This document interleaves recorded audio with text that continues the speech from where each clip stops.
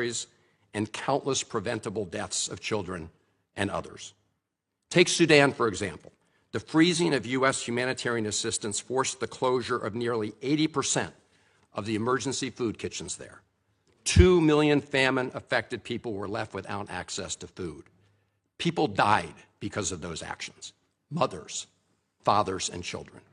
Tons of emergency food that could have saved their lives was left rotting in warehouses because you and Elon Musk refused to let USAID do its job. Sudan is a country where, by the administration's own determination, a genocide is unfolding in Darfur. But here's where it goes from cruel to despicable.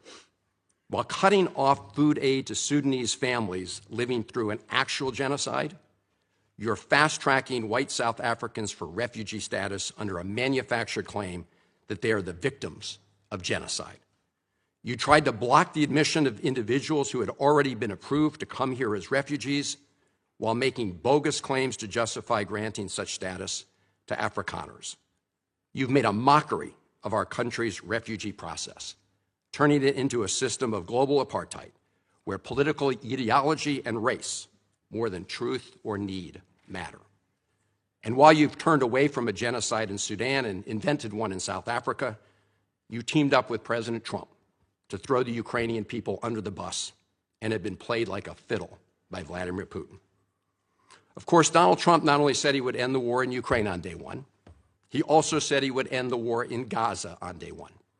And yet last week, you were all running around to Gulf states, giving away very sensitive American AI and chips technology, but doing nothing to end the war in Gaza and get the remaining hostages returned. You know that for 78 days, the Netanyahu government did not allow a scrap of food to enter Gaza to reach over 2 million civilians. 57 children have died from malnutrition so far, and more than 14,000 children are in imminent danger of dying of starvation.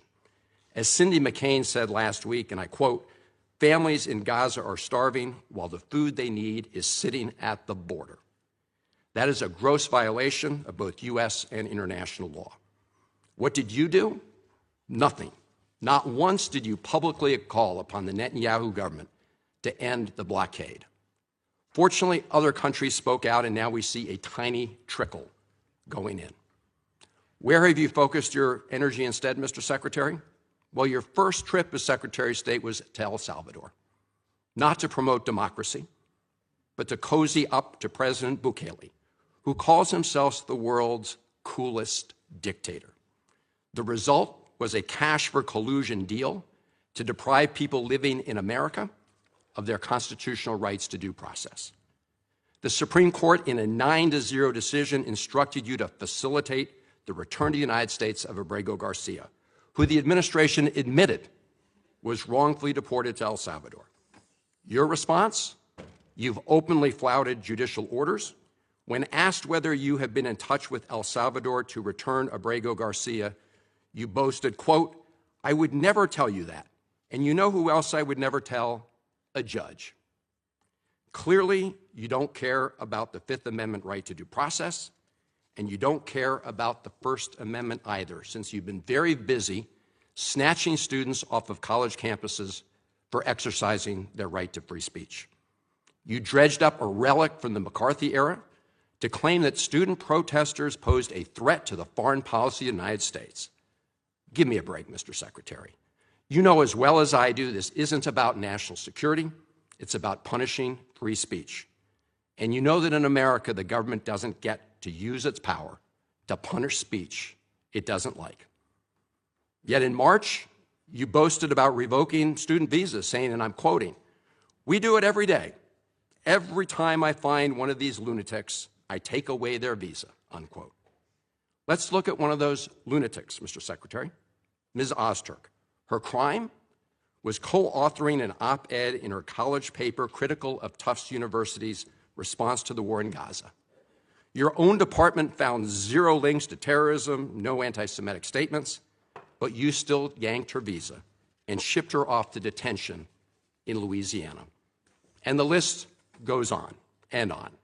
The federal judge in the case of Mohsen Madawi, who was the Columbia student who was ambushed by federal agents at his citizenship appointment, said, and I quote, this is the judge, "Legal residents not charged with crimes or misconduct are being arrested and threatened with deportation for stating their views on the political issues of the day.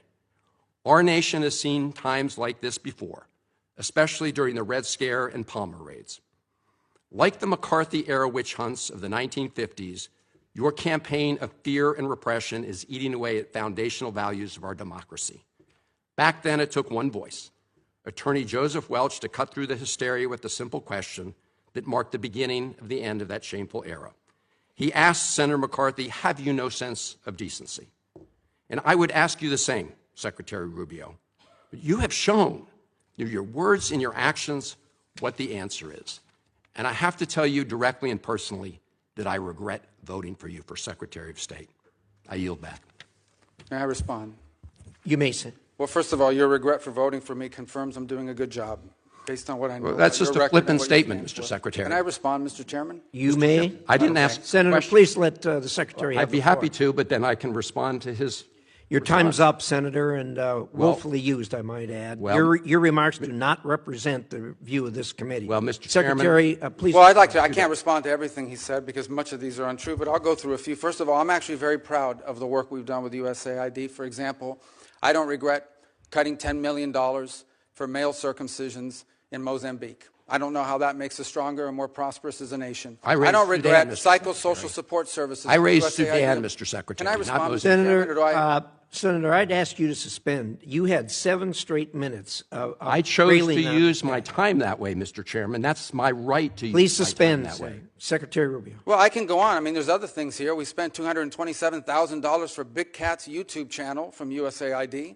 We spent $14 million for social cohesion in Mali, whatever the hell that means. So I can go on and on. I got the list here, and there's more. I didn't even bring the whole list. In the case of El Salvador, absolutely. Absolutely. We deported gang members, including the one you had a margarita with. And that guy is a human trafficker, and that guy is a gangbanger, and the evidence is going to be clear. In the days to come, Mr. you're Chairman, going to see who you went to look, defend. Senator, I'm sorry, please, Mr. Chairman. Secretary No. Rubio has the floor. Mr. Chairman, he can't make unsubstantiated Senator, comments like that. Secretary Rubio has the floor. You've had Secretary your time. Rubio should take that testimony to the federal court in Senator- the United States because Well, he hasn't done it under oath. Here's another point, okay?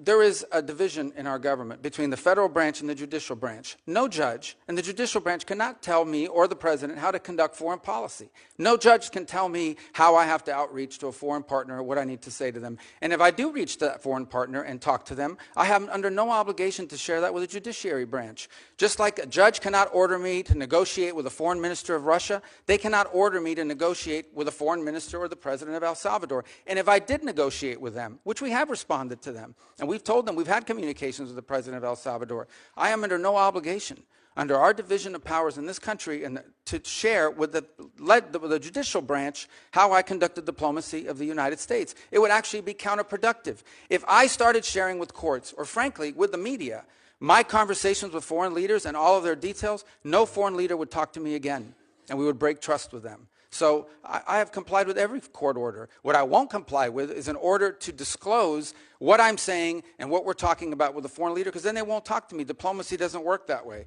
About the student visas, let me say this. I don't deport anybody, and I don't snatch anybody. The State Department does not have officers in the street snatching everybody. What I do is revoke visas, and it's very simple. A visa is not a right.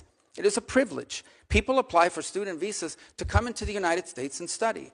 And if you tell me that you're coming to the United States to lead campus crusades, to take over libraries and try to burn down buildings and acts of violence, we're not going to give you a visa. Is that what Ms. Ostork did? We're not going to give you a visa. Is that what she And if you did? do Come that, on, Mr. Secretary. and every single You're one of just these blowing cases, the smoke factors here are now. different. Senator, the bottom line is, if you're Senator, coming here to stir up trouble on our campuses, we will deny you a visa. And if you Does have the a First visa Amendment and we find apply you, to we will people revoke living it. in the United States? And we're going to do more. There are more coming. We're going to continue to revoke the visas of people who are here as guests and are disrupting our higher education facilities. People are paying money. These kids pay money to go to school, and they have to walk through a Writing an bunch of op-ed lunatics to the who are tough here on student newspapers visas. disrupting the Simple foreign as policy that. of the United I want to States. do more. I hope we can That's find more of these people. pathetic, Mr. In fact, the other Secretary. day, some guys led a riot. I forgot what university it was, and I asked, please, can you find the arrest records of all the people that were arrested at that riot at that campus? Because if any of them have a visa, we're going to revoke it. I feel so much safer All right, if you lock let's, up people like Ms. Osterk, Mr. Secretary. We've had enough time on the subject.